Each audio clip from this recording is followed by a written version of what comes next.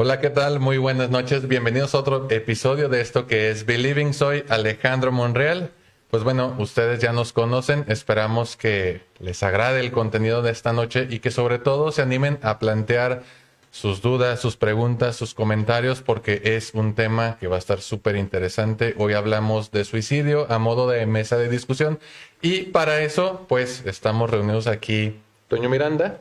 Buenas ¿Cómo noches. estás, Toño? Buenas noches, muy bien, gracias a Dios. ¿Usted? Mili Castillo. Hola, ¿cómo están?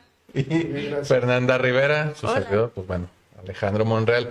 El tema delicado, vamos a tratar de abordarlo de la forma más práctica posible. Sabemos que, pues, a lo mejor conoces a alguien cercano a ti que haya pasado por una situación así, conoces a alguien que pueda servirle este tema, no dudes en compartirlo. Y bueno, antes de empezar, yo estuve checando por ahí en redes sociales a modo de infografías algunos datos que considero que son importantes antes de abrir el tema, ¿no?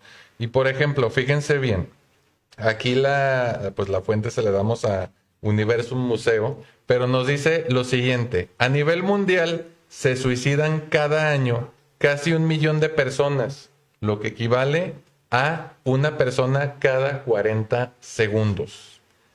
El suicidio es la segunda causa de muerte entre los jóvenes de 15 a 29 años a nivel mundial. Y las principales enfermedades ligadas al suicidio son la depresión, la esquizofrenia y el trastorno bipolar. Representan el 57% de las muertes violentas en el mundo. Otros factores importantes relacionados con este tema son problemas como el desempleo, la crisis económica, el aislamiento y los periodos prolongados de duelo. Y un dato bien importante que me interesaría que le diéramos la vuelta en el programa de hoy es que el suicidio o los suicidios golpe en la parte frontal del metro, y la explicación a la que llegó gracias a las redes sociales es que una persona lo describió así: iba mirando el celular y no fue un accidente. O sea, la persona mirando el celular se lanzó a las vías del tren y desafortunadamente murió. Dice que eso es algo que normalmente ocurre en Japón, que no nos dejemos llevar por el nivel de vida, por la riqueza que a lo mejor pudiéramos llevarnos como primera impresión que hay en el país, y que es una problemática de todos los días. Si esto sucede en países de primer mundo, en países desarrollados, y como decía ahorita ahí la infografía, pues no me quiero imaginar en países en el que las oportunidades pues son menos, ¿no? Situaciones de duelo no resueltas, etcétera, etcétera. Pero ¿por qué estamos todos aquí? Pues para que cada uno desde su perspectiva, Fernanda como psicóloga infantil, Mili como terapeuta familiar, Toño como psicólogo clínico y yo también como terapeuta familiar, podamos hablar o abarcar un poco acerca de este tema. Toño, te cedo la palabra. Híjole, pues es que es un tema bien difícil, ¿no? Y hemos traído a todos los especialistas de Believing, bueno, una parte de los especialistas de Believing, quizá los más veteranos y más experimentados para un tema que ahorita lo decías tú, Ale, a veces está uno hablando de eso y bromas y te ríes un poco, pero obviamente no porque te burles, sino porque te angustia enormemente. Ahorita lo que acabas de platicar, la historia, seguramente las personas que nos están viendo han tenido alguna experiencia cercana o de algún conocido que haya tenido esta experiencia bueno, de quitarse la vida, ¿no? Y a mí me gustaría empezar también con estos mitos tan grandes que se tienen pues es que le faltó valor, ¿no? O tuvo mucho valor, o cómo no piensa en su familia que dejó, qué bárbaro, qué mala persona es. Con estos juicios de valor que tenemos, y no tanto juicios de valor para decir si está bien o está mal, sino para quitarnos nuestra angustia. Uh-huh. Es decir, eso no se debe de hacer. Uh-huh. No se debe de hacer, pero entender, y no me quiero extender porque quisiera que todos participáramos en la dinámica del día de hoy. El que se suicida no es porque quiere, sino ya quiere dejar de sufrir, ¿no? Uh-huh. Que eso me hace bien, bien importante. Sí, uno de los mitos más extendidos, ¿no? Con lo que luego nos ponemos a pelear innecesariamente, porque creo que respecto a esto debería de haber más pues no sé si uniformidad sea la palabra, pero sí unificar estrategias de afrontamiento para este tipo de situaciones, ¿no? Pero yo sí quiero empezar, a lo mejor como que ustedes bájenme si me pongo muy académico, el tema de la muerte. O sea, creo que es algo que no podemos hacer de lado porque también la muerte forma parte de la vida, Ujú. ¿no?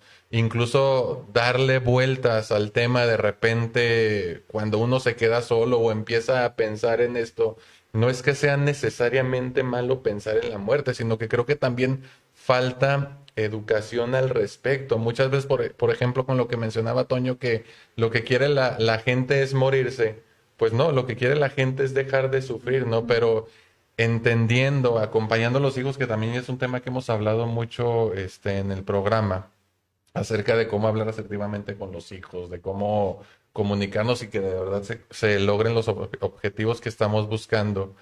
Creo que no debemos dejar de lado que los niños también pueden llegar a pensar en el concepto de muerte, que los adolescentes de hecho lo hacen y que los adultos en más de las veces que nos pudiéramos imaginar, también lo han llegado a considerar, pero no como que les apasione el asunto, sino que a lo mejor están pasando por situaciones muy agobiantes y no saben cómo afrontarlo. Entonces, creo que por orden de desarrollo, por cuestiones cronológicas, yo quisiera saber el punto de vista tuyo como especialista. ¿Te ha tocado acompañar a pacientes adolescentes, o niños atravesando por situaciones parecidas, ya sea que los estén como que pensando ellos o que a lo mejor algún familiar haya pasado por una situación así?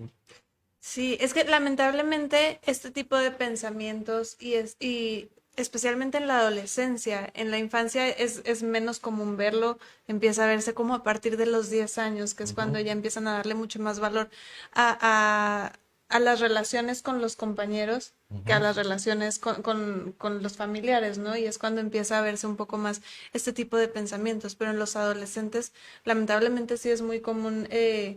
Que los adolescentes pasen por situaciones.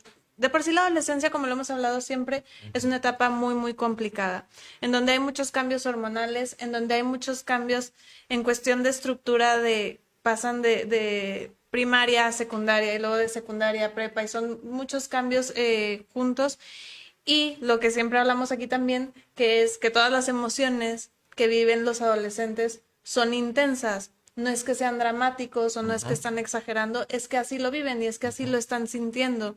Entonces, si hacemos toda esa mezcla y si todavía le agregamos un ingrediente más que es algún problema familiar o con alguno de los padres, de los hermanos, alguna situación en el colegio o en la escuela, con los profesores, con los compañeros, el bullying o lo que sea que esté viviendo, pues ya esto se vuelve algo muy, muy complicado de manejar para ellos y es donde aparecen ya este tipo de pensamientos.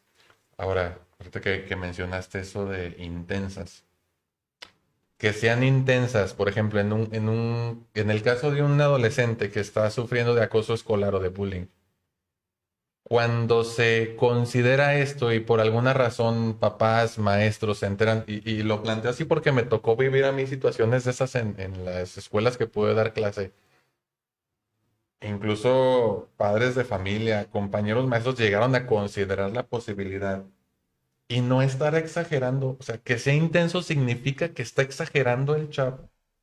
No, es que si nos vamos a la definición, o sea, lo que decíamos nosotros al principio, que es lo que buscan es dejar de sufrir, es que lo que están sintiendo es tan intenso y lo están sufriendo, o sea, bueno, yo no sé, yo me acuerdo como lo veía antes de empezar a estudiar y todo, cuando me decían alguien que pasaba por esta situación, yo decía, pues es que ¿qué estará viviendo esa persona en ese momento Mm, que lo que decide es mejor quitarse la vida porque va a ser por lo mm, menos menos peor que lo que está viviendo? ujú. Es que es así, o sea, es realmente que como lo están viviendo ellos en ese momento y pues la manera que encuentran de resolverlo, ¿no? Y a veces dicen también, quieren llamar la atención. Ay, no, esa frase es tan peligrosa. Sí, pero luego a veces se opta como por seguir un poquito esa línea de Y si estará intentando darme señales, por ejemplo, los chavitos, los adolescentes, sí nos dan señales de que están con esta idea recurrentemente en su cabeza. Sí, sí hay muchas señales. Y hay veces en que las señales son tan directas y que los adolescentes son, pues sí, tienen la confianza de acercarse a alguien y decir, esto es lo que estoy viviendo, esto es lo que estoy pensando. Y a veces no es con la persona adecuada, a veces es con un amigo que no sabe, no porque sea un mal amigo ni nada, simplemente no sabe qué hacer con esa información. Y hay veces en las que los mensajes no son tan directos y también es por eso que es tan importante que los papás estén tan al pendiente de cualquier, porque no puede que no sea un mensaje directo, que no esté diciendo, oye, la estoy pasando mal y esto es lo que yo estoy pensando, pero que sí hay cambios en las conductas, hay cambios en el sueño, en la alimentación, en las calificaciones, en la manera en que se relaciona con sus compañeros o con sus amigos, y antes salía los fines de semana o ahora no. Cuando ya ves varias cosas, varios puntos, pues ya es algo que como papá hay que estar alerta y aunque no recibas ese mensaje directo de, oye, estoy pasándola mal y esto es lo que estoy pensando. Fíjense, bueno, ahora que lo explicas así, yo creo que, bueno, no creo que es evidente, hay un fenómeno, o hubo, pero me llegué a topar yo con, pues no sé si llamarle memes, pero a final de cuentas eran imágenes, que eran como, y lo manejaban en un tono humorístico que luego puede generar confusión, porque era algo así como el conejito, voy a decir la palabra, conejito suicida, pues, y dibujaban a un conejo en diversas situaciones que pudieran parecer graciosas, pero en realidad el conejo estaba atentando con su vida. Una era, por ejemplo, tenía el conejito la cabeza recargada en un cajón y había desarrollado como un mecanismo para que el cajón se cerrara solo y el conejo, pues, se desviviera. Pero creo que es evidente para quien está al pendiente en redes sociales, que muchas veces son los compañeros de los alumnos, que sí se pueden dar cuenta, pero entonces, ¿cómo creen ustedes? Ahora yo les pregunto a ustedes, Toño y Mili, que se puede empezar a abordar lo que nos decía Fernanda, que es un tema que a lo mejor sí se identifica, pero no se atreve la gente a meterse tanto. ¿Qué se podría hacer ahí? Yo creo que primero es como la parte de la sensibilización, Ujú, porque el hablar del suicidio, sí, como bien lo decían, es un tema serio, es delicado y a nadie le gusta hablar del suicidio, pero yo creo que es más feo y más triste y más doloroso hablar de se suicidó, ujú. hablar de él está teniendo pensamientos suicidas o está teniendo planeaciones suicidas, Me gusta que va más. muy de la mano, o sea, porque ahorita Ujú, decía Fer, bueno, pueden ser señales directas o indirectas, pero a veces también lo dicen hasta en memes o de bromas, de que, ah, jaja, la vida estaría mejor sin mí, o jajaja, todo el mundo estaría más contento. Es de broma, pero también, como dicen, entre broma y broma, la verdad se asoma. Y ujú. yo creo que desde ahí sí el ser conscientes y tocar el tema, a lo mejor ya más como en esto, como más en la cercanía o en un vínculo más íntimo, Ujú, que si lo dijiste en una reunión social o que si ves que tu hijo a cada rato lo dice por aparentemente como el drama de ujú. que no lo dejaste salir o me quiero morir. A ver, pues también es esta parte de acercarme, o sea, realmente cómo te sientes, qué te angustia, esto que dijiste, qué tanto de pronto sí puede pasar por tu cabeza.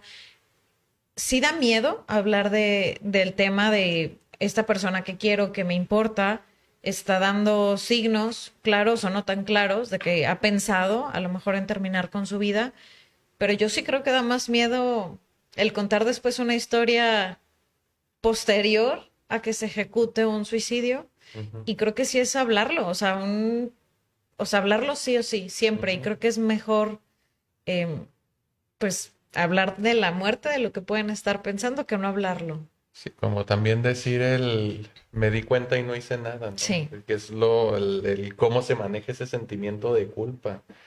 Pero a ver, hay algo que en relación con otros temas, dice mucho Toño, lo que escuchas dice mucho de quién eres.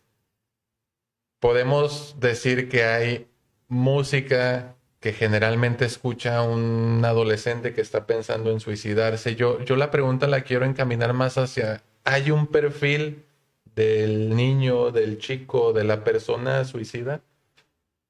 Bueno, digo, es algo que ahorita puede extenderse un poquito más, Fernanda, en cuestión de los niños, pero si hay un perfil, sí, desde luego, nadie se suicida siendo súper feliz, Ujú. nadie se suicida teniendo sentido de vida, nadie se suicida estando pleno. Mucha gente dice, es que estaba pleno, estaba en su momento, era una persona súper feliz.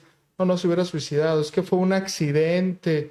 Ves las características o vemos las características del accidente y lo decimos, pues bueno, más bien lo estaba buscando, como este conejito del que hablas, ¿no? Hay conductas suicidas, Ujú. hay ideas suicidas, ¿no? Hay gente que te empieza a platicar y que a mí me parece que es bien interesante darse cuenta de esto, sobre todo por los profesionales de la salud o la gente que está alrededor de sus familiares, es esta idea de la tragedia o estas idas a las adicciones.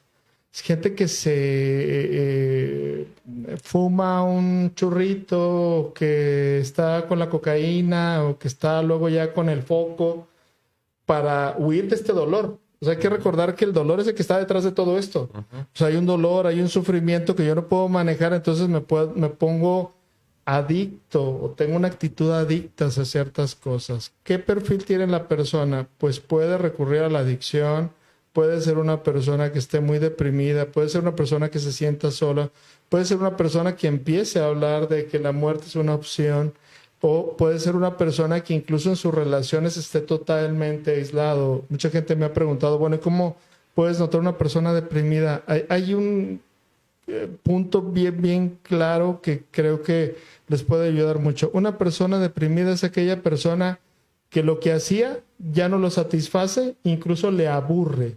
Eso es un dato significativo. No, es que cambió de hobby. No, aguas. Le gustaba mucho el béisbol y ahora no está viendo las finales del béisbol. Acá dijo, ¿qué pasó? Ya ni me interesa. Hay un desinterés sobre las cosas que le hacían y que le gustaba, ¿no? Por decirlo de manera muy general, y tener mucho cuidado en la cuestión de la adicción. Muchos chavitos, ahorita los podrá explicar Fernanda con mejor tino, hay muchos chavitos que luego empiezan a entrar a la droga, no porque les guste la droga, sino porque Los anestesia. los anestesia y hace que el dolor ahora sí que no duela tanto. Fíjense, regresando al tema de los videos, me acordé de otro, quién sabe, como que ya el feed, yo creo estuve escuchando y lo que platicábamos entre semana, preparándonos para el tema. Y sale, es otro reel, TikTok, y están dos amigos viendo un partido de fútbol. Uno está muy triste, como que muy serio, y otro está brincando de gusto cada vez que falla. Bueno, cada vez que meten gol, reniega cada vez que fallan, y así nos va presentando día tras día o partido tras partido la dinámica entre estos dos amigos. Y casi al final del video lo que se ve es que llega el señor que normalmente se veía triste en los videos con la bufanda de su amigo y la pone en el asiento de al lado. ¿Qué nos da a entender esto? Que no necesariamente porque veamos a una persona feliz significa que la está pasando a todo dar. Sí. Ahora, nos podemos ir con la finta, se tiene que ver realmente mal una persona, realmente triste como para poder considerar esa parte. Yo, por ejemplo, me he llevado dos sorpresas aún como profesional de la salud mental. Una fue Robin Williams, Ujú. mediante que pues nunca me pasó por la cabeza que la estuviera pasando tan mal. Y la otra, pues para los rockerillos que nos están viendo fue Chester Bennington de Linkin Park, que bueno, ahí está un poquito más claro porque hay algo que sucede poco antes de que él se suicide. Él da un concierto y canta un repertorio que los fans que fueron al concierto no consideraban metalero y lo abuchearon. Fue un detonante muy importante para que él tomara esa decisión, pero tampoco nos pasó por la cabeza que Chester se fuera a desvivir. Y ahorita con lo que comentaba Toño y hablando de los perfiles, ya habíamos hablado también de que los niños manifiestan los síntomas depresivos de forma muy distinta a los adultos. Entonces, tú como experta consideras que si veo a mi hijo generalmente explosivo, renegón, ¿podría ser un foco rojo? Sí, sobre todo si ves, es que es esto de los cambios, como decía Toño, ¿no? Si es algo que él no hacía antes y que de repente, o sea, ves estos cambios y en los niños nos tenemos que fijar mucho que sean en todo, o sea, en muchas áreas, porque a veces decimos, ay, bueno, pero es porque el hermano lo hizo renegar o cualquier cosa. Ah, bueno, y lo pasamos como desapercibido. Pero si ya pasó con el hermano que lo hizo renegar y luego pasó con el equipo de fútbol, con los compañeros del equipo, lo que sea, y luego pasó otra vez con o sea, entonces algo está pasando. Ujú. Ok. Entonces sí es algo que... Entonces checar muy bien los patrones y la frecuencia con la que se repite esto en diferentes contextos. Otro dato, ya me acordé, salió así. Ahorita hablábamos en la infografía que les compartía que hay 3 trastornos mentales que podrían estar relacionados con el suicidio. El primero de ellos que pues, no podemos descartar es la depresión. El otro la esquizofrenia y el otro el trastorno bipolar. Y en una ocasión yo recuerdo que a Toño y a mí nos preguntaban en un programa que pues si la persona que se suicidaba estaba deprimida y Toño decía, no, pues es que no tiene que estar deprimida para suicidarse. La persona, ¿cómo no va a estar deprimida para suicidarse? Aquí, bueno, que la esquizofrenia y el trastorno bipolar, bueno, el trastorno bipolar creo que puede comprenderse, pero una persona, ustedes como colegas, como profesionales, ¿consideran ustedes que una persona tendría que estar pasando necesariamente por una depresión para suicidarse? ¿Qué pasa entonces con la impulsividad, con el influjo de sustancias? Y en el caso de, bueno, que luego lo abrimos si quieres, el caso, algo que está pasando en caso de niños y adolescentes que son los trends o las tendencias y Sí, eso también es algo... los retos. Ajá. Pero Sí. ¿Lo preguntas como en relación a los trastornos de personalidad? Si tú como profesional pudieras atribuirlo únicamente a la depresión o pudieras decirnos si se lo podemos atribuir a otra cosa. Yo, por ejemplo, diría, ¿se puede cometer suicidio por un acto impulsivo? Sí. Ajá. Aunque no sea lo que se busque conscientemente. Volvemos a las explicaciones psicodinámicas que hemos dado acá. Sí, bueno, por impulsos, también por trastornos, pero yo sí creo que al final, depresión o no, o sea, hay algo abajo que no le está dando como el suficiente sentido o el suficiente peso a mi sentido de vida. Eso está chido, ¿no? O sea, con o sin depresión, hay algo que yo no le estoy dando el valor suficiente a mi vida como para un impulso, para los trends ahorita que decía Fer. exacto. O sea, hay algo ahí como que un hilito negro que, a ver, no todos los adolescentes se suben a este tren del... Cierto. O sea, hay algo, hay como una predisposición, una característica, algo que hace que jovencitos, chavos, lo que sea, aceptemos ahora que ay, no sé, que las pastillas, que se las toman, que esto, que el otro. No todos los niños lo hacen y no todas las personas lo hacen. Y creo que también tiene que ver con la conciencia y como con el conocer de los temas, ¿no? Porque a veces creemos que por no hablar del tema del consumo de estas sustancias, de lo que es el suicidio, de lo que es el dolor, o sea, creemos que de la muerte, que por no hablarlo se omite en la persona y no es cierto. O sea, hay que psicoeducar para justo como no hacerlo tanto como por aparentemente como un impulso. O sea, yo creo que sí hay algo ahí que está muerto, que se despertó en ese segundo y ya te llevó a subirte a esto. Si me permite nada más salir algo aquí bien importante, digo, que lo toca Mili y me encanta que lo podamos sacar a relucir. Hemos insistido mucho en cuál es el objetivo de los en vivo. Aquí se hace una diferencia entre la parte técnica y la parte práctica. Y lo que acaba de decir Mili es muy práctico y creo que es bien importante para la gente. Nos podemos echar un rollo aquí en el programa sobre los trastornos y la depresión y la diferencia y cómo localizar y diagnosticar a una persona suicida y que no nada más la depresión. Eso nos va a servir a todos los psicólogos y psiquiatras que nos estén viendo en el programa. Pero ¿qué pasa con la gente que dice qué onda con el suicidio? Yo quiero aprender más o al menos detectar para mi gente que quiero tanto que no vaya a pasar esto. Y lo que acaba de decir Mil es muy padre. O sea, en el fondo hay ciertas cosas, como lo que dice Fer, de que hay tendencias. Sí, la gente también se suicida por ese tipo de cosas si lo ponemos en el terreno práctico, que es lo que a la gente le importa. Vas a decir, es como vas a una comida, qué rica esta comida que viene procedente de Tailandia. Dices, canijo, pues eso lo dejamos por los chefs. Pero la gente que nos está escuchando, y aquí es lo que vosotros buscamos, es que la gente, como decimos de a pie, le entienda un poco y le sirva el programa. Entonces, creo que pensar que luego la gente se suicida por una tendencia, sí, por un reto, sí, se suicida por una situación que acaba de decir, mire, sí.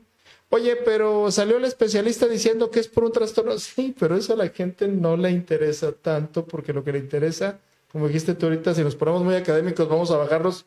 La idea es dejarle a la gente algo a través del programa. Sí, que Perdón por el rollo, perdón por el rollo. No. Fíjense que tenemos por aquí 2 comentarios. Dice Nilsa Morales, hola, saludos, siempre presente. Y luego por acá comenta María del Rosario Ibarra Gómez, en México estamos muy atrasados en salud mental. El sector salud debe atender con más responsabilidad el tema del suicidio. Ujú. Sí, que luego ahí es un problema porque a lo mejor un intento de suicidio pudiera no considerarse una urgencia médica y ya desde ahí se está mandando un mensaje de que esto puede esperar. Eso genera un impacto emocional en la persona que a lo mejor lo pudo haber intentado y fracasó. Fallé y luego todavía llego y no me atienden. Claro, Pues, ¿qué hago aquí? la frustración que se debe de sentir, ¿no? Pero la explicación que dio Mili nos lleva a pensar entonces yo creo que la pregunta correcta sería, ¿por qué unos lo hacen y otros no?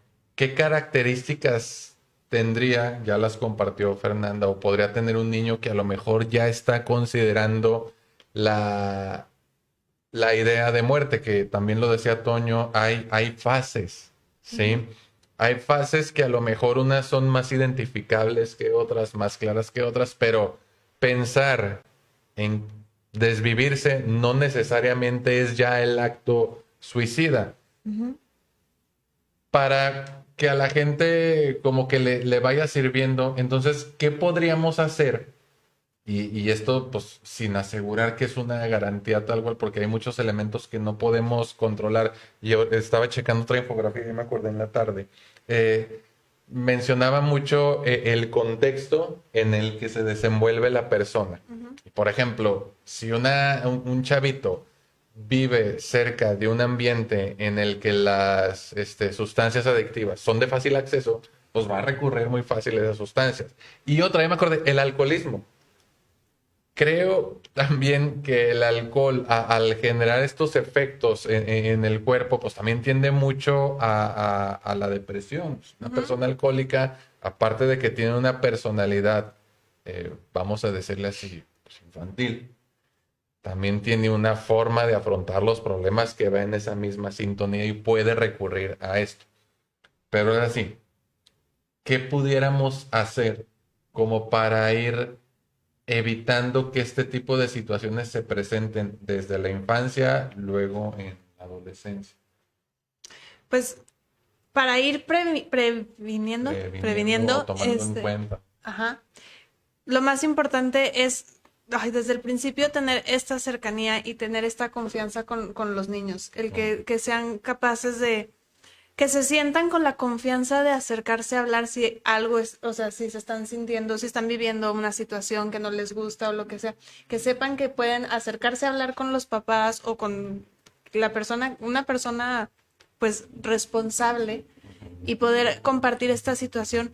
Y sobre todo, híjole, también otra cosa que me parece muy importante, que los papás no vean como mi hijo está mal porque tiene estos pensamientos o porque ha estado pasando por esta situación. O sea, no es que el hijo esté mal o que sea débil o que haya algo mal con él. Es la situación que él está viviendo y al contrario, solo está buscando a alguien que lo pueda acompañar y que pueda ayudarle a encontrar una solución que él no ha encontrado.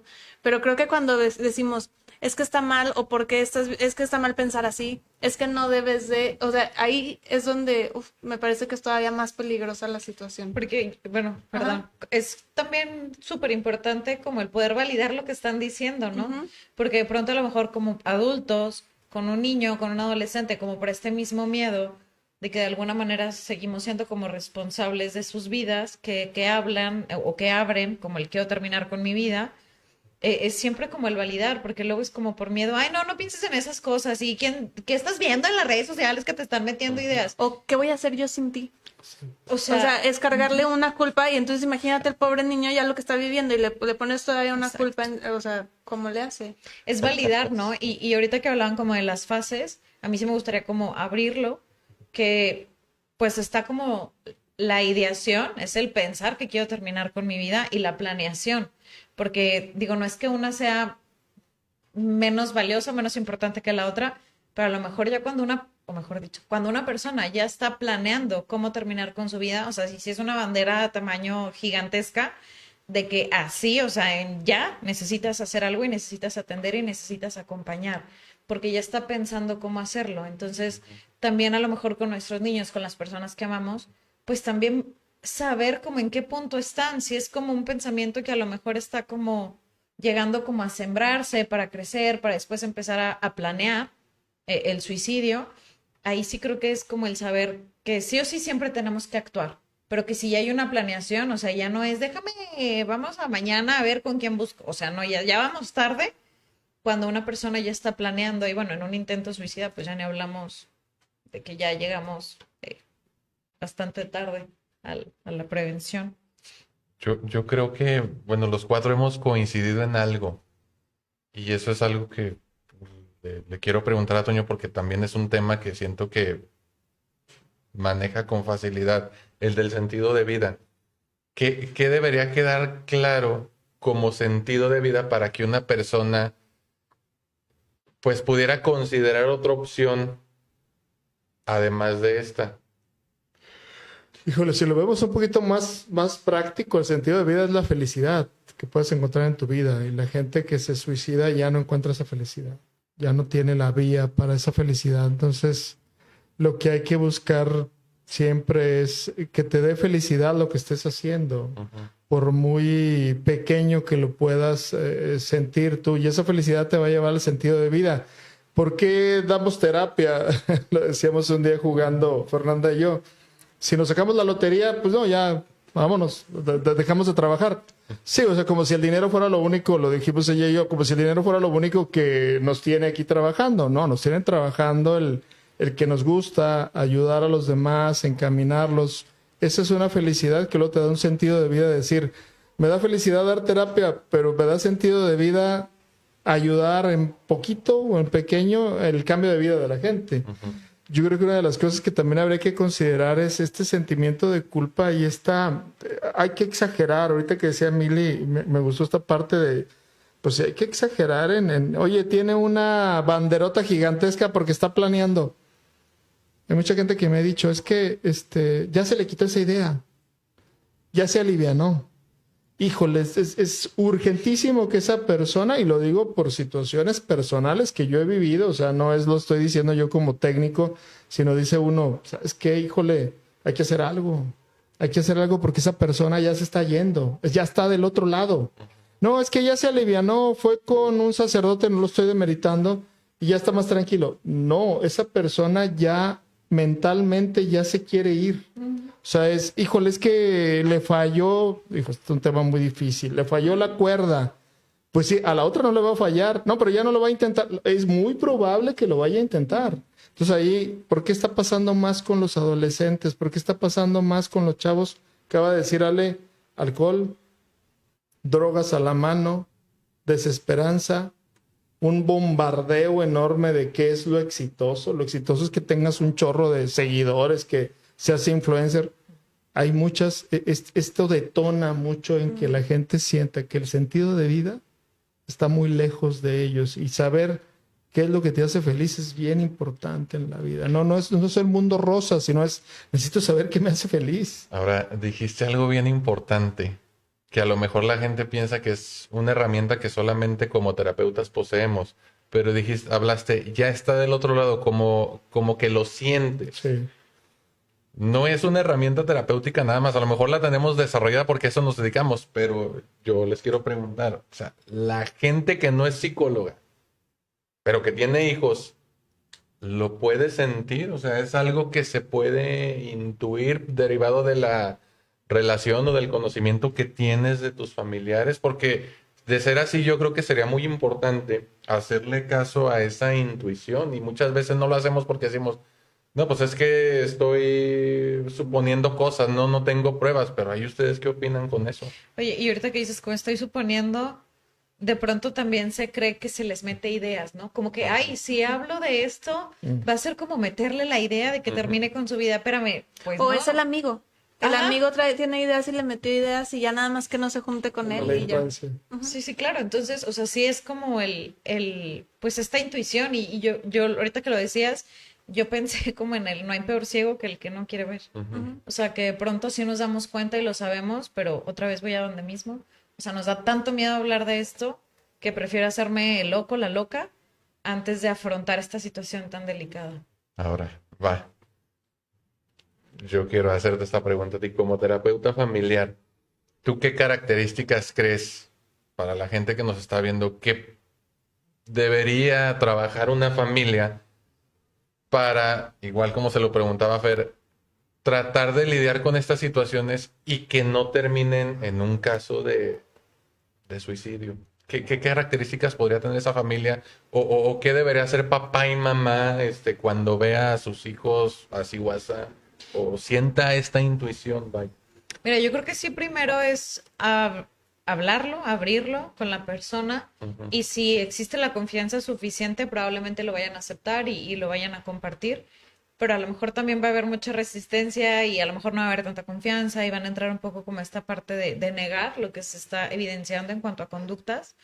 Pero yo sí creo que como adultos que acompañamos a cualquier ser humano, punto, una persona que nos importa en nuestra vida, o sea, sí creo que es no opcional el trabajo en conjunto con un psicólogo y con un psiquiatra, porque creo que también como terapeutas necesitamos ser conscientes de que necesitamos también esa parte médica, como todo nuestro funcionamiento cerebral, neurotransmisores, bla, bla, bla, o sea, del trabajo pues multidisciplinario y que en estas personas que están con pensamientos, planeaciones, intentos, que aunque te tenga que llevar incluso a rastras, o sea, lo voy a hacer por amor y con amor, y porque me importa y porque a lo mejor en ese momento, y que eso también es bien importante, saberlo, que la persona que está viviendo esta depresión o estas ideaciones suicidas, también saber que no es algo que ellos deseen y lo planeen súper consciente, o sea, que también su cerebro no está funcionando de la manera correcta como para poder encontrar un sentido de vida, para poder reponernos, la resiliencia. O sea, también saber que necesitamos contener, necesitamos apapachar y acompañar y no estar como en esta desesperación o el empezar a juzgar de, ay, pero tienes todo y te hemos dado todo en la vida. O sea, ok, se vale que lo pensemos porque pues está bien, pero es siempre como el validar y acompañar y sobre todo el acompañamiento del psicólogo y del psiquiatra. Yo sí diría que eso es como lo que nos toca. Y es que, ¿sabes qué pasa? Luego también, bueno, me ha tocado ver casos en donde esa persona ya está pensando en el suicidio y todo, y no lo hago por cómo le voy a hacer esto a mi mamá o a mi papá o a quien sea, una persona que sea importante para mí. Y eso a veces nos sirve mucho como gancho, como, híjole, es lo que te va a dejar que te quedes aquí un rato, pero no es el motivo, no, un motivo suficiente como para que tú puedas vivir tu vida plena. Entonces, sí, qué bueno que exista tengo a mi mamá o a la persona que sea para yo seguir aquí, pero es este ratito. Pero tengo que buscar ahora, como tú decías, o sea, algo que realmente me haga sentir que vale la pena estar aquí por mí y no por estar por alguien más. ¿Qué es lo que, porque también me imagino que se lo va a estar preguntando a la gente, en el caso de un niño, en una circunstancia como la que estamos intentando describir, ¿qué es lo que se trabajaría en terapia y cómo se trabajaría en terapia para si en alguna ocasión les tocara a alguien estar, ojalá y no, en una situación así, cómo no sé, llevar al niño, qué decirle, qué es lo que les vas a decir tú para que la gente pues vaya conociendo y se quede tranquila de que esto es algo que podría llegar a suceder y así es la mejor forma de afrontarlo. Ay, bueno, es que como ya lo hemos dicho muchas veces, es un tema súper complicado, es muy pesado y se tiene que trabajar como por muchas partes. Primero es con el niño, en el trabajo en terapia, el sí, lo que está viviendo, el que es, o el niño o el adolescente, lo que está viviendo, el encontrar como este sentido, o sea, este sentido de vida que mencionábamos antes.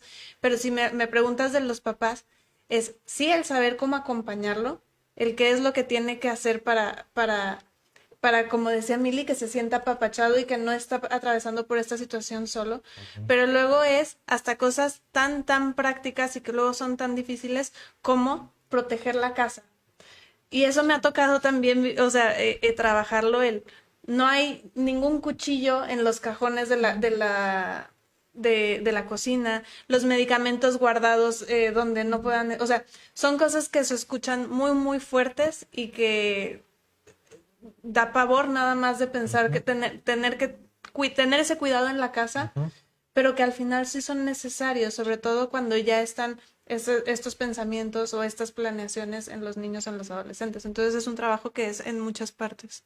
A ver, productor. Pregunta por acá Mayra, dice, número 1, ¿cómo podemos en verdad ayudar a una persona que sí da señales o tiene una idea constante de suicidarse, pero que además no quiere buscar ni recibir ayuda? Aleja a todos sus seres queridos, ya que se vuelven personas difíciles de tratar.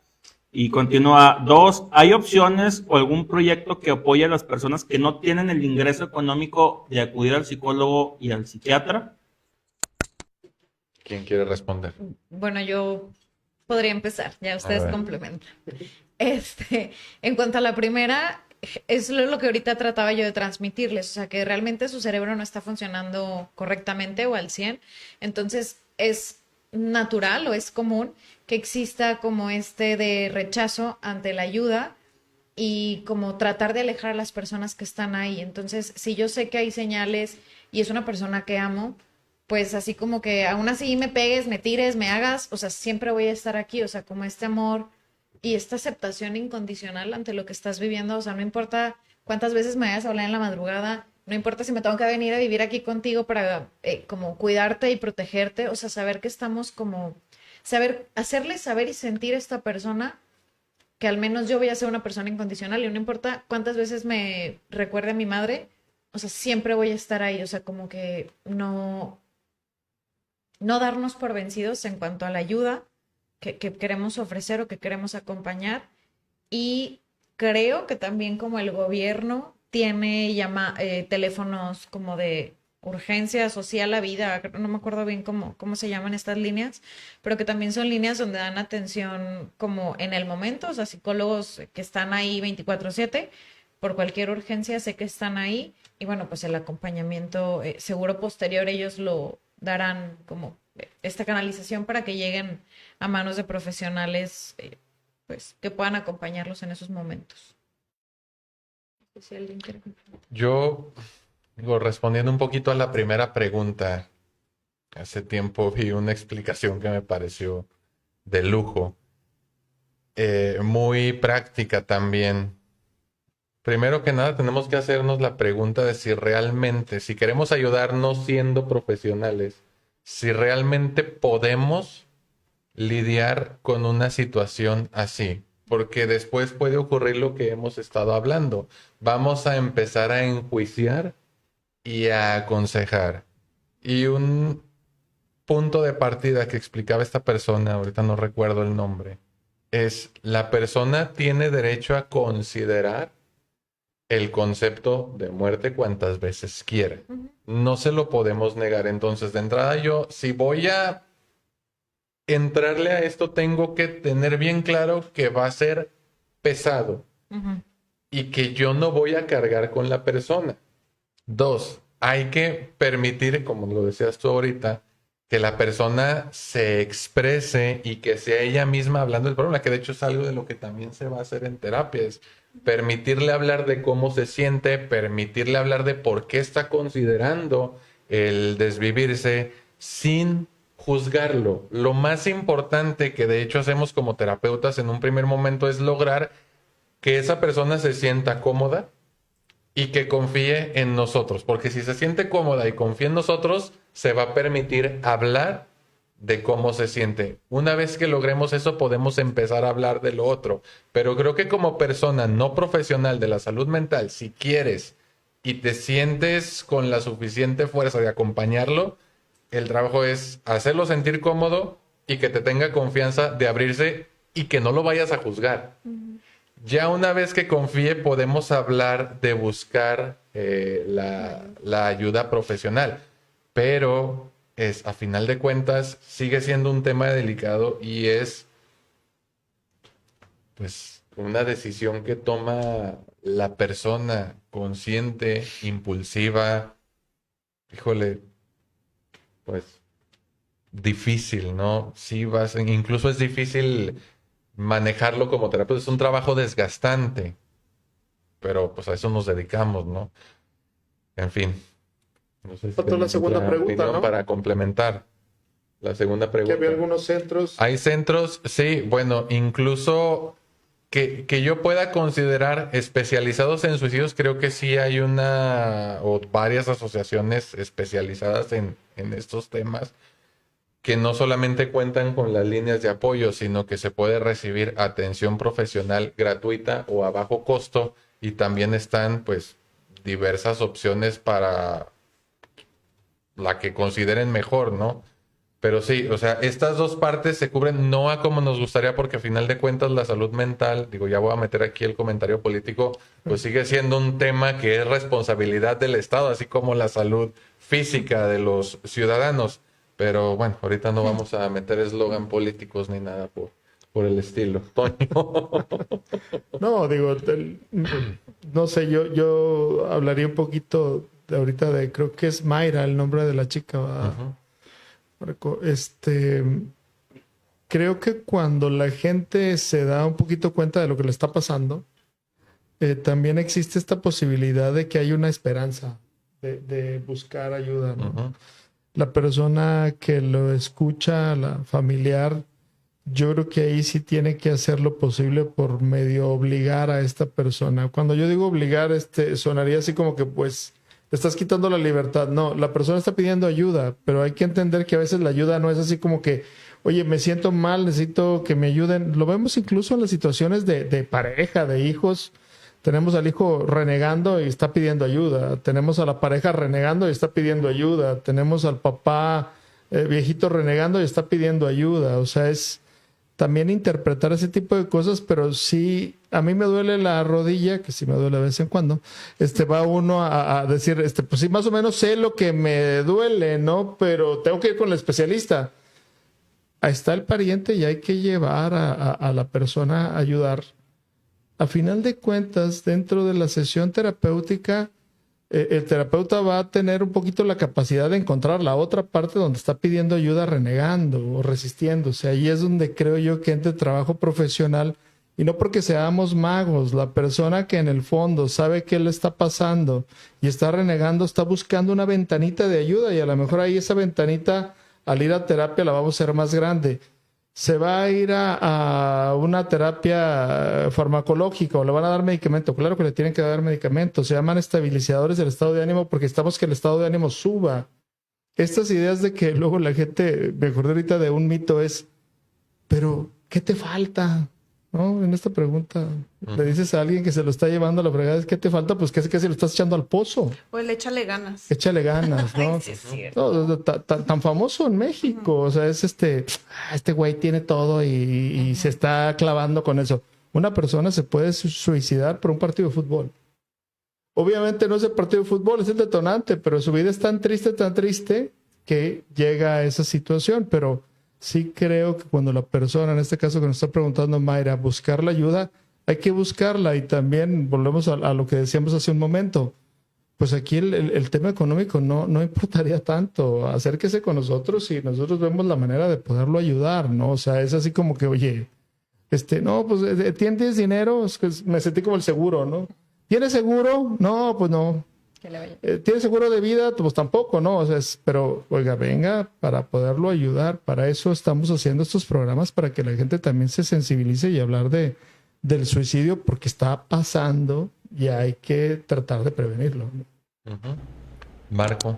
Comenta Isaac Fidalgo. Se me hace pregunta difícil, pero a ver, vamos a darle estructura. Dice, ¿cómo te puedes dar cuenta que alguien se quiere suicidar si no te está dando señales? Supongo que te tiene que dar señales, ¿no? De alguna manera. ¿O no?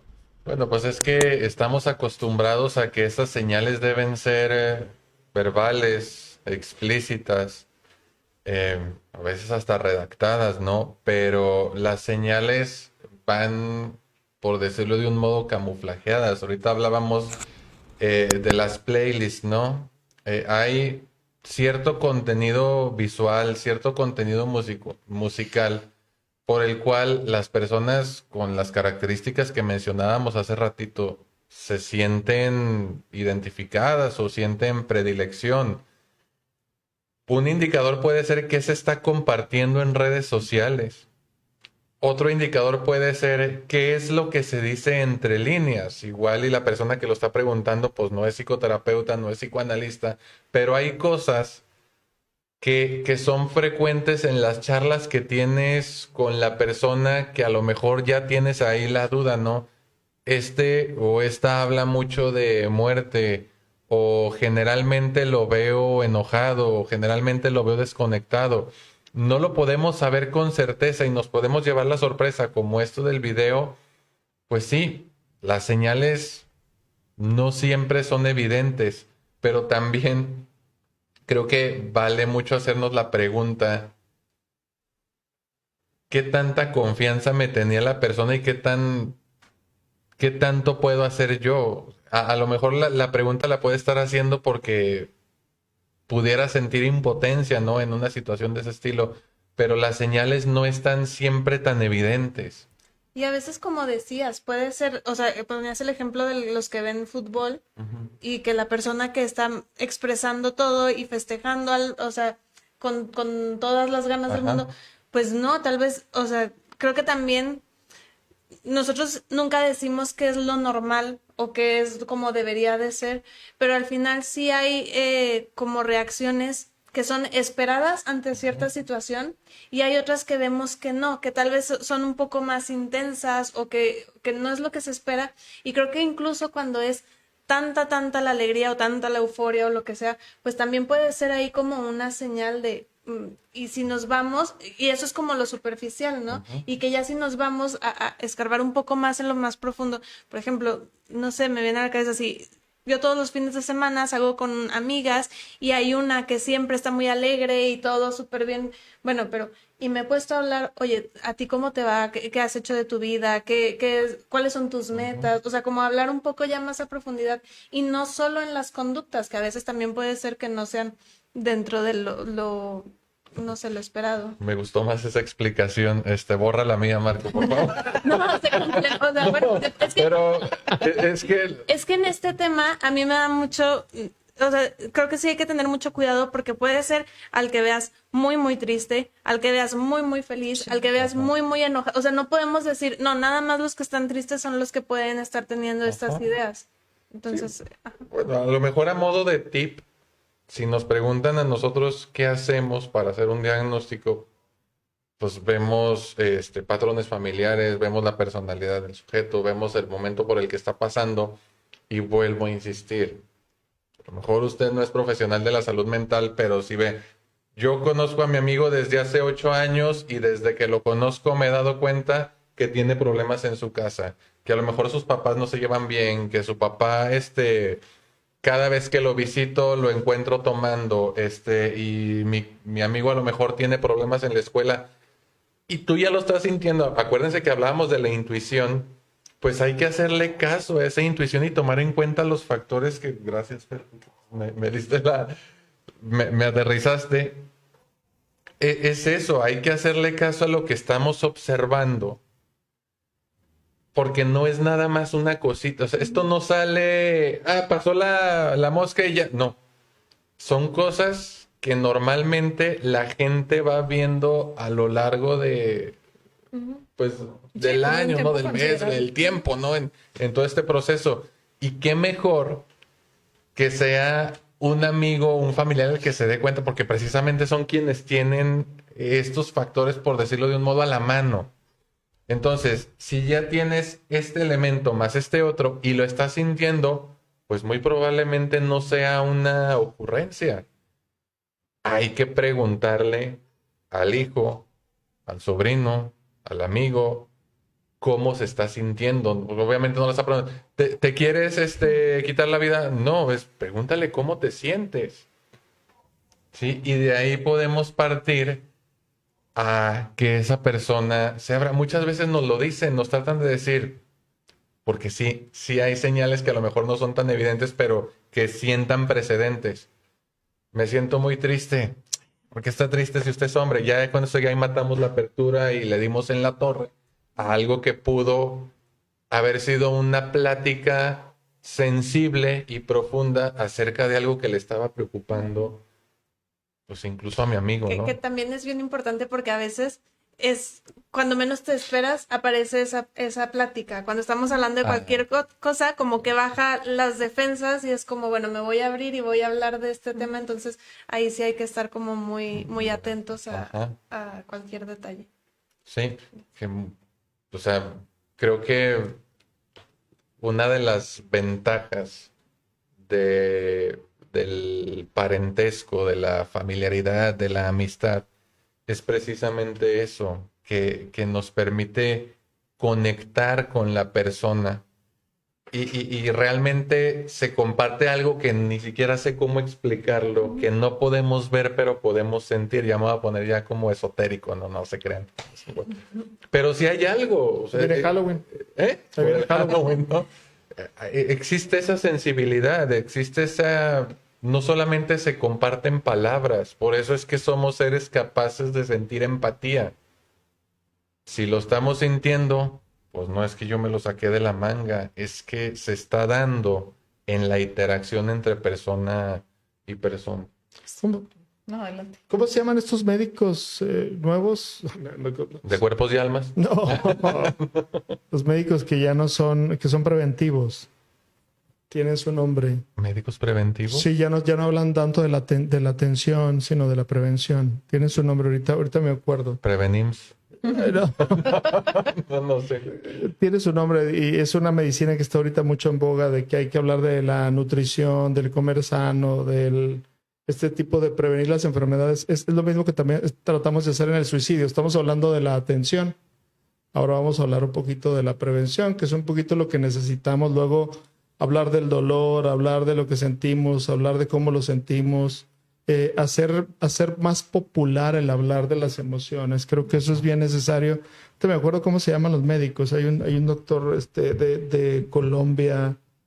No, ahorita me acuerdo. Pero es una medicina, pero ibas a decir algo A ver, bien. déjame los busco. Ay, no sé, bueno, iba como a complementar lo que está diciendo Ale, que tiene que ver como con la intimidad, ¿no? O sea, yo creo Funcionales, perdón. Medicina funcional. Ok.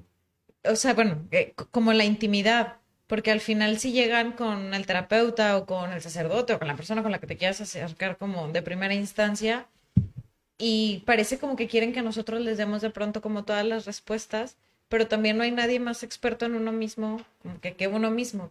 Y al yo tener como estas relaciones con esta intimidad con mi pareja, con mis hijos, con mis amigos, con las personas que están cercanos, creo que es un poco lo que decían ustedes, o sea, empiezo como a sentir que quizás algo no está tan bien, ya sea que estés muerto de la risa o que de pronto estés como muy serio, de pronto te enojes de muchas cosas. O sea, creo que tiene que ver con la intimidad con la que tenemos con el otro y desde este lugar, pues el poder acercarnos y va de la mano con la prevención, ¿no?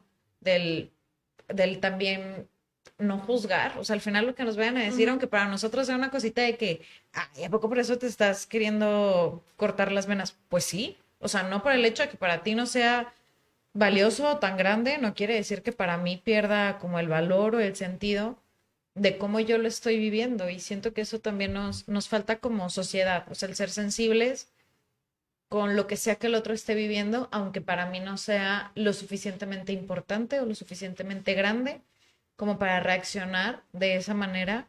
Y bueno, pues ya si nos metemos a otro lado, también creo que como educación nos falta muchísimo en todas las escuelas, o sea, el hablar de salud mental, de inteligencia emocional, del gestionar nuestros sentimientos, del saber expresarlos, del que se vale sentir todo lo que sea que estamos sintiendo, pero el chiste es qué vamos a hacer con lo que estamos sintiendo. O sea, también creo que falta ahí un montón de cosas que nos ayudarían a esto. Y entender que todos estamos programados diferentes. Y aunque sea la mismita situación, o sea, como dices, alguien puedes decir, se está ahogando en un vaso con agua, pero no, pues, o sea, viene programado diferente y no sabe cómo, o sea, no encuentra la manera de resolver la situación igual que lo hace la persona de al lado. Entonces, creo que si entendemos eso, ya los juicios quedan de lado. Pues es que lo que se me ocurre, digo, y tomando como base lo que ustedes dijeron, es que una forma muy atinada de ir previniendo esto es, uno, reconocer que somos una cultura muy acostumbrada a la carrilla. Y la carrilla creo yo que es un mecanismo de defensa para no afrontar estos momentos difíciles e incómodos.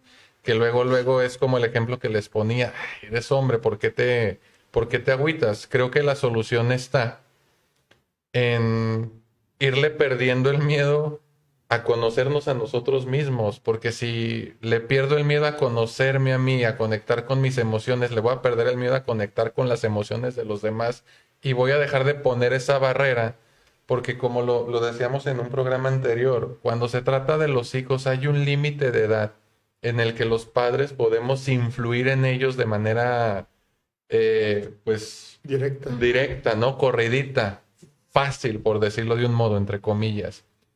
Creo que también a veces se nos van oportunidades con los amigos o los seres queridos de conectar. Y creo que lejos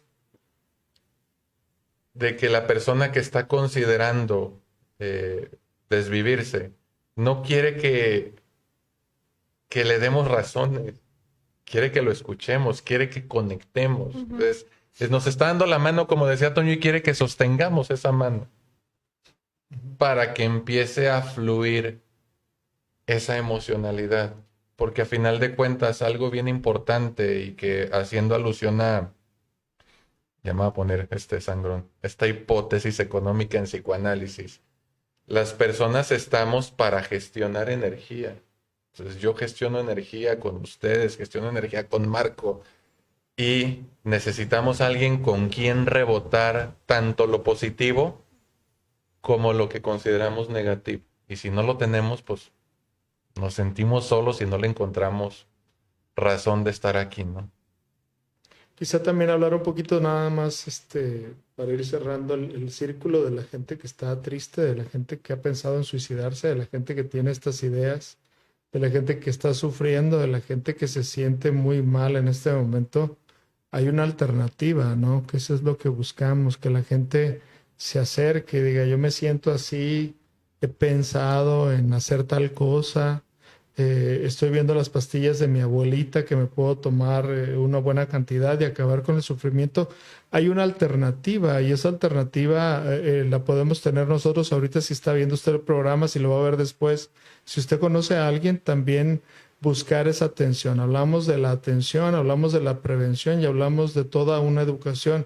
La parte que nos tocaría a nosotros serían obviamente las tres, con más injerencia quizá en la prevención y en la atención. Y la idea es que si alguien se está sintiendo mal en este momento, si alguien está sintiéndose deprimido, que ya no puede con este sufrimiento, que ya fue a 25 cursos y se sigue sintiendo igual y que no tiene con quién platicarlo, siempre habrá esta oportunidad de poderlo platicar.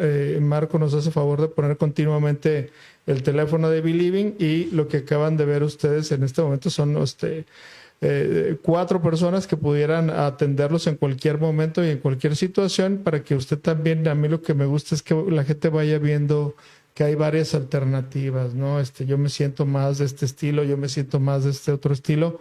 La psicología también tiene mucha diversidad y podemos verlo desde niños, desde adolescentes, desde adultos, desde pareja, desde familia, un hombre, con una mujer, adolescentes y con la posibilidad de poder ayudar a la gente, ¿no, Ale? Que sería la idea, ¿no?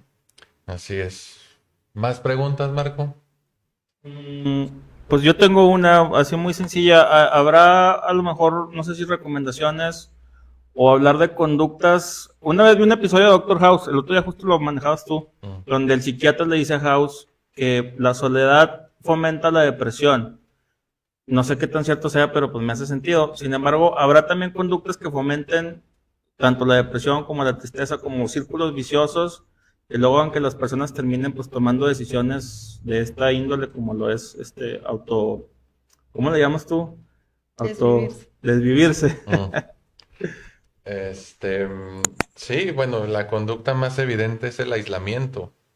Sí, es cierto eso que le dice el psiquiatra a House, y lo he repetido yo constantemente en algunos episodios. No estamos hechos como especie para vivir aislados. Los casos de las personas que viven aislados son contados. O sea, tendrías que ser Buda o Jesucristo o prepararte muy intensamente para tolerar ese aislamiento. Una persona normal no está hecha para eso y obviamente va a experimentar todo este tipo de sintomatología que estuvimos hablando a lo largo del programa. Entonces, ¿qué hacer para evitar la melancolía, la desesperanza o, en el peor de los casos, la depresión o el suicidio? Pues empezar a convivir, buscar conectar con la gente, generar vínculos. Necesitamos tener vínculos cercanos, generar intimidad con una o varias personas. ¿Sí? Y yo mi último, o sea, ya nada más que, sí, de último, que quiero decir, no, bueno, porque cuando me toca trabajar con este tipo de situaciones, también lo que me parece que es muy importante como hablando de la persona, o sea, de la persona que está viviendo con estos pensamientos o con estas planeaciones y todo, pues es el que no sean tan duros con ellos mismos, el que sí se vale lo que están sintiendo, que el trabajo que se hace aquí no es magia, no es va a venir y al día siguiente va a salir bailando tap muy feliz de la vida. O sea, es un proceso y en donde no se busca el ser feliz, sino se busca el vivir tranquilo, el vivir pleno. Pero para eso creo que tampoco, o sea, también se busca que deje de ser tan duro y de castigarse a él mismo por lo que está viviendo, por lo que está sintiendo y por lo que está pensando. Uh-huh.